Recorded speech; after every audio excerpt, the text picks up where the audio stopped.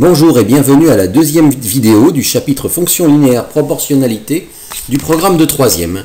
Dans cette vidéo, nous allons voir comment passer d'une formule de fonction linéaire à sa représentation graphique et inversement comment passer de la représentation graphique à la formule.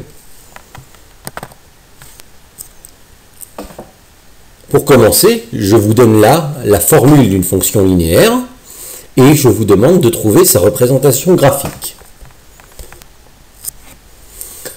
Tout d'abord, on va se rappeler de ce qu'on a vu dans la vidéo précédente. Pourquoi c'est une fonction linéaire? Parce que c'est la fonction qui a f associe, c'est la fonction f qui a un nombre x associe le nombre moins un tiers multiplié par x, c'est-à-dire que n'importe quel antécédent qu'on vous donne, vous trouvez son image en multipliant par moins un tiers. Et comme on multiplie toujours par le même nombre, c'est bien une situation de proportionnalité, c'est bien une fonction linéaire dont le coefficient directeur est moins un tiers. D'accord? C'est bien de la formule est bien de la forme a fois x, avec ici à la place de a le nombre moins un tiers. Ça correspond au cours sur les fonctions linéaires que vous avez vu dans la vidéo précédente. Et donc, je dois tracer sa représentation graphique dans un repère. Maintenant, pour tracer la représentation graphique dans un repère d'une fonction, comment on avait fait jusqu'à présent? On avait construit un tableau de valeurs et chaque valeur du tableau, chaque couple antécédent image nous donnait un point qu'on plaçait dans le repère et ensuite on reliait les points. Eh bien, on va se passer de cela pour les fonctions linéaires. Parce que pour les fonctions linéaires, que nous dit le cours? Le cours nous dit que la représentation graphique est une droite qui passe par l'origine. Eh bien, comme je sais que c'est une droite, de combien de points j'ai besoin pour tracer une droite? Pour tracer une droite, il me faut 2 points. Or, comme je sais que cette droite passe par l'origine, j'en ai déjà un. Donc, tout ce qui me manque, c'est un point, un seul autre point, pour tracer cette droite. Je n'ai pas besoin de tableau de valeurs pour un seul point. Regardez comment nous allons faire. Nous allons juste choisir un antécédent, calculer son image, ça nous fera un point.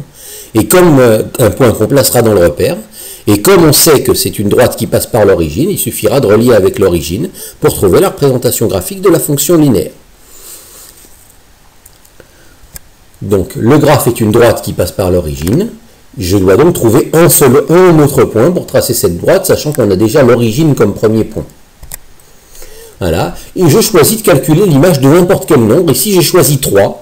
Mais j'aurais très bien pu choisir de calculer l'image de n'importe quel nombre. C'est-à-dire que je remplace x par un nombre et je calcule son image de la même manière qu'on a calculé les images quand on a vu le chapitre fonction.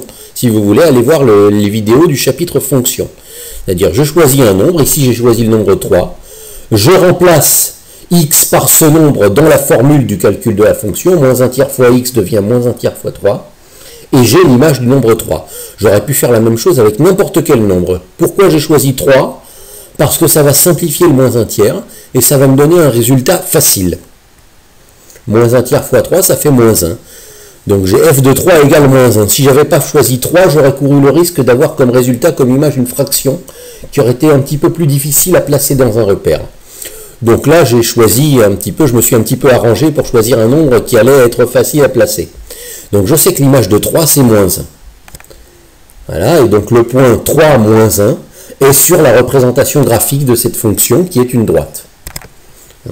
Donc allez-y, construisez ce repère et placez ici le point 3 moins 1. Et ensuite, essayez de trouver, d'après tout ce qu'on a dit, comment va être la représentation graphique de la fonction linéaire f. Eh bien, il ne faut pas confondre l'axe des abscisses et l'axe des ordonnées. Abscisse 3, donc 3 sur l'axe horizontal, ordonnée 1, moins 1, donc moins 1 sur l'axe vertical. Ça nous donne un point qui est ici.